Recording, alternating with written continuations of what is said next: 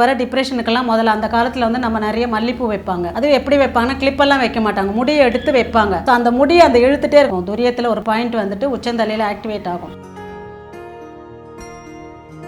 மருதாணி வைங்க, மருதாணி 3 மாதத்துக்கு ஒரு தடவை கையில் வைங்க. ஒரு பச்சை கலரில் இருக்க ஒரு இலை அரைச்சி அதை வச்சு ஒரு 2 மணி நேரத்துக்கு அப்புறம் அது கலர் மாறுதுன்னும் போது அதில் எவ்வளோ மருத்துவ குணம் இருக்குது.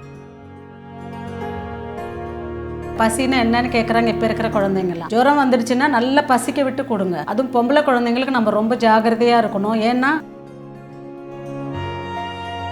வெல்லம் கொடுங்க குழந்தைங்களுக்கு. கொஞ்சம் கொஞ்சமாக வெல்லத்தை கொடுத்தீங்கன்னா அதை மென்று அவங்க சுவைச்சு சாப்பிட்ணும். அது வந்து யூட்ரஸ்க்கு அவ்வளோ நல்லது, ஸ்லீனுக்கு நல்லது.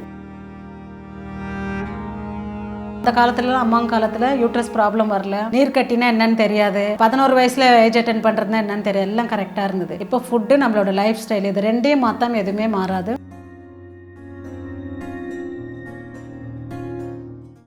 வணக்கம், வாழ்க வளமுடன். இன்றைக்கி ஆரோக்கியம் தரும் உணவுகள், பெண்களின் உடல் ஆரோக்கியத்துக்காக பேச போகிறோம். பெண்களோட உடல் ஆரோக்கியம் ஏன் கெட்டு போகுதுன்னா டயத்துக்கு சாப்பிட்றது கிடையாது. எல்லோரும் சாப்பிட்டு மிச்சம் மீதி சாப்பிட்டே பழகிடுச்சு நம்மளோட அம்மா, அவங்களுக்கு அம்மாலாம். ஸோ அது இன்னும் கண்டினியூ ஆகிட்டு தான் வருது.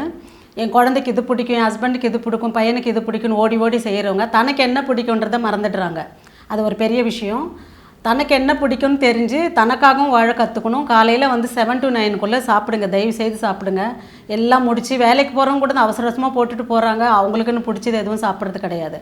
ஸோ தனக்கு பிடிச்ச உணவு சாப்பிடுங்க. உங்களுடைய யூட்ரஸ் நல்லா இருக்கணும், உங்களோட ஸ்ப்ளீன் நல்லா இருக்கணும், ஸ்ப்ளீன் நல்லா இருக்கணும், உங்கள் வயிறு நல்லா இருக்கணும். ஸோ வயிறு நல்லா இருக்கணும்னா 7 to 9 சாப்பிடுங்க. சாப்பிடும்போது சாப்பிட்றதுக்கு முன்னாடியே சாப்பிட்டதுக்கப்புறம் ஒரு சின்ன துண்டு வெல்லத்தை சாப்பிடுங்க. இவ்வளோ தான். அவங்கவுங்களுக்கு அவங்க அந்த முதல் விரலில் அந்த ஒரு பிஞ்சு சொல்கிறோம் இல்லையா, அப்படி தூக்கி போடுறது, இந்த அளவுக்கு ஒரு வெல்லம். அது கூட அளவு தெரியாமல் வெல்லம் நிறையா சாப்பிட்டா சுகர் வந்துடும்னு பயப்படுறவங்களும் இருக்காங்க. அதனால தான் பார்த்து பார்த்து சொல்கிறோம். ஸோ அந்த வெல்லத்தை நீங்கள் 2 மூக்கடலை சைஸ்ன்னு வச்சுக்கோங்களேன். அந்த வெல்லத்தை நல்லா மென்று உங்களோட எச்சிலோட நல்லா மிக்ஸ் ஆகணும். மிக்ஸ் ஆகி முழுங்குங்க. முழுங்கும் போது 7 to 9 ஒரு தடவை எடுங்க, 9 to 11 ஒரு தடவை எடுங்க. ஈச் அண்ட் எவ்ரி ஃபுட்டு எடுக்கும் போதும் வந்துட்டு அதை எனர்ஜி பண்ணுங்கள். கோவமாவோ இல்லை அடுத்தடுத்து அவசரமாக அடுத்து இந்த வேலை செய்யணும், அந்த வேலை செய்யணும் அப்படின்ற மாதிரி பண்ணாதீங்க. ஃபோன் பார்த்துட்டே சாப்பிடாதீங்க. அந்த ஃபுட்டு சாப்பிட்ற அந்த ஒரு 5 நிமிஷம் அதுக்கும் உங்களுக்கு மட்டும்தான் கனெக்ஷன் இருக்கணும். ஒரு டம்ளர் தண்ணி குடித்தா கூட அந்த தண்ணியை கண்ணால் பார்த்துட்டு வாழ்த்திட்டு குடிங்க. இது மாதிரிலாம் சின்ன சின்ன விஷயங்களில் மாற்றங்கள் பண்ணும்போது பெரிய மாற்றம் வரும். இந்த உடல் வந்து உங்களுக்கு டிப்ரெஷன் ஆகுதுன்னா, இப்போ இன்றைக்கி வர டிப்ரெஷனுக்கெல்லாம் முதல்ல அந்த காலத்தில் வந்து நம்ம நிறைய மல்லிப்பூ வைப்பாங்க. அதுவும் எப்படி வைப்பாங்கன்னா கிளிப்பெல்லாம் வைக்க மாட்டாங்க, முடியை எடுத்து வைப்பாங்க.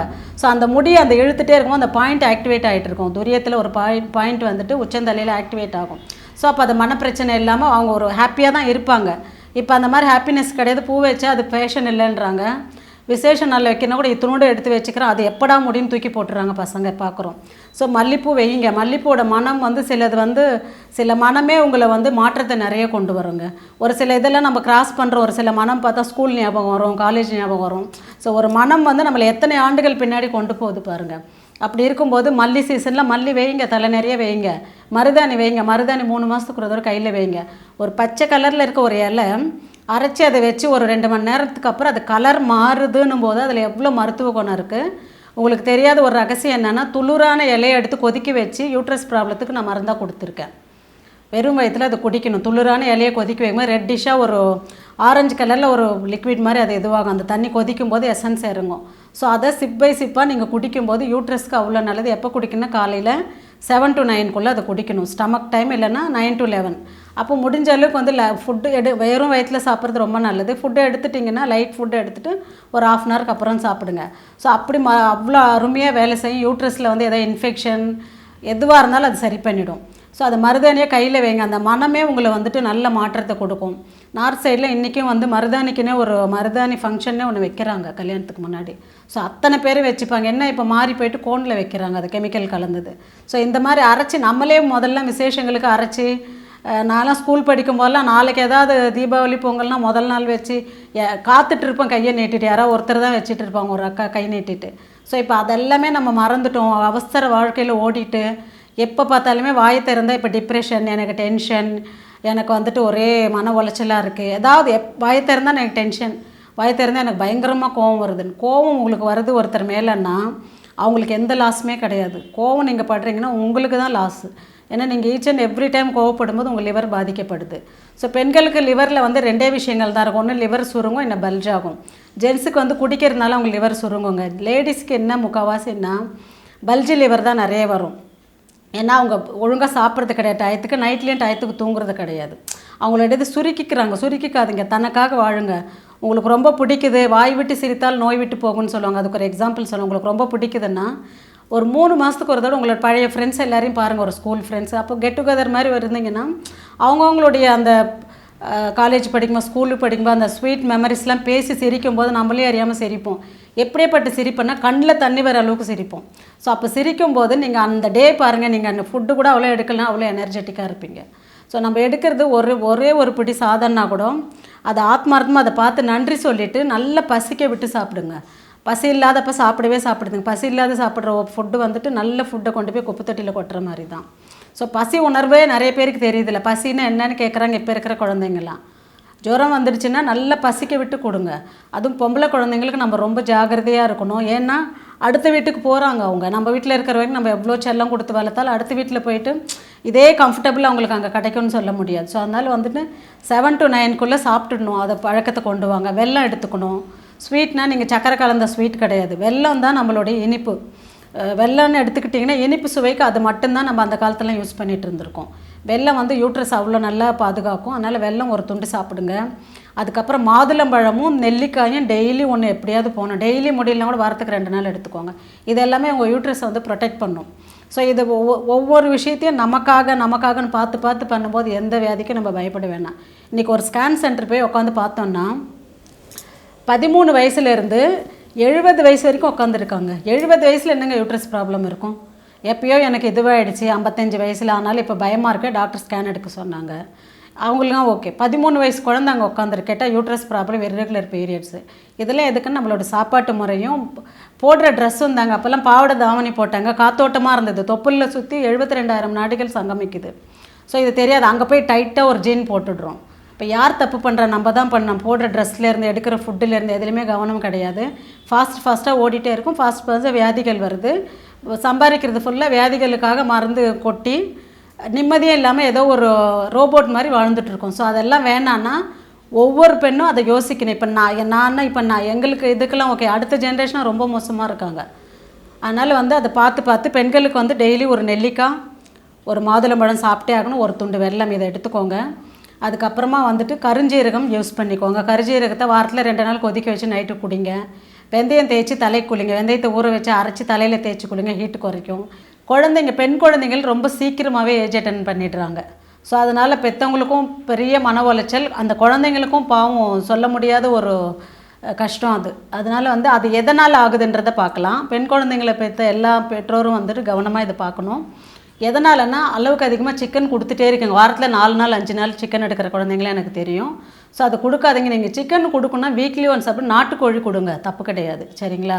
நீங்கள் வந்து அதை தவிர வாரத்தில் 5 நாள் 10 நாள் சாப்பிட்றதெல்லாம் வேணாம். வாரத்தில் 5 நாள் எடுக்கிறது, ஏதாவது ஒரு நாள் தான் நீங்கள் வந்து வெஜிடேரியன் கொடுக்குறீங்களே குழந்தைங்களுக்கு, அப்படி பண்ணாதீங்க.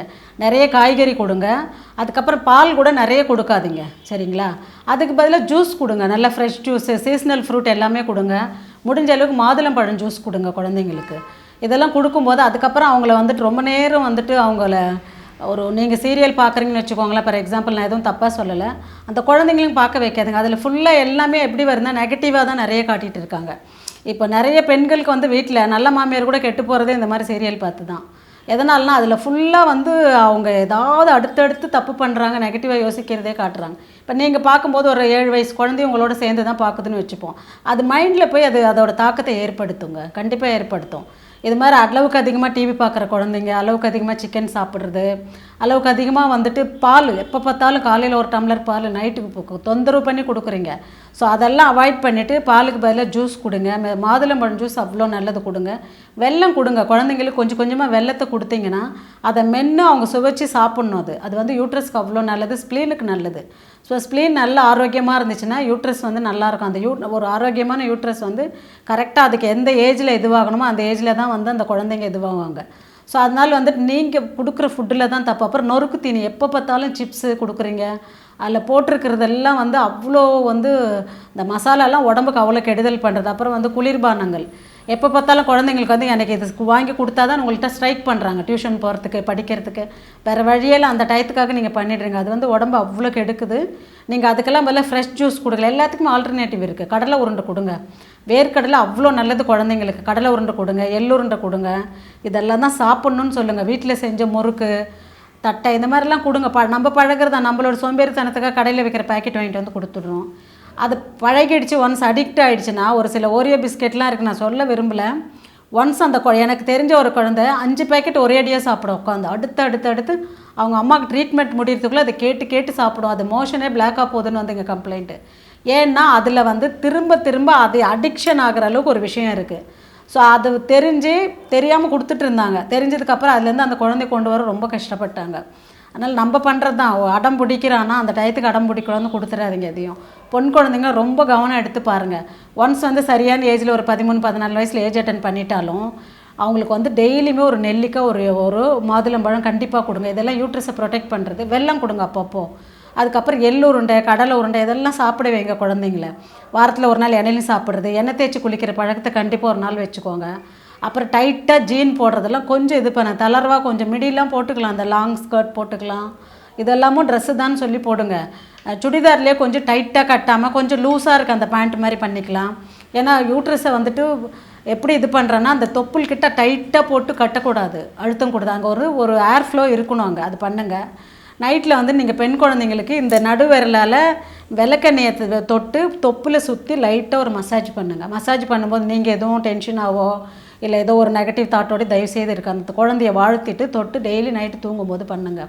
சரிங்களா? உங்கள் குழந்தைங்களோட ஆரோக்கியம் உங்கள் கையில் தான் இருக்குது. அதுவும் எஸ்பெஷலி பொம்பளை குழந்தைங்கள பார்த்து வளர்க்கணுங்க. அதுங்களுக்கு வந்து இப்போ எல்லா ஏஜ்லேயும் பார்த்தீங்கன்னா வேலைக்கு போகிற குழந்தைங்க, காலேஜ், ஸ்கூல் எல்லாருக்குமே யூட்ரஸ். என்னடா பிரச்சனைனா, எனக்கு வந்து பாலிசிஸ்ட் இருக்குது, எனக்கு வந்து ஃபைப்ராய்டு இருக்குது. உனக்கு ஒரு பொண்ணு இன்னொரு பொண்ணுக்கு சொல்கிறா, இவளுக்கு வந்து இதுவாக தான் பீரியட்ஸ் வந்து 1 மந்த் இதுவாக இருக்குது.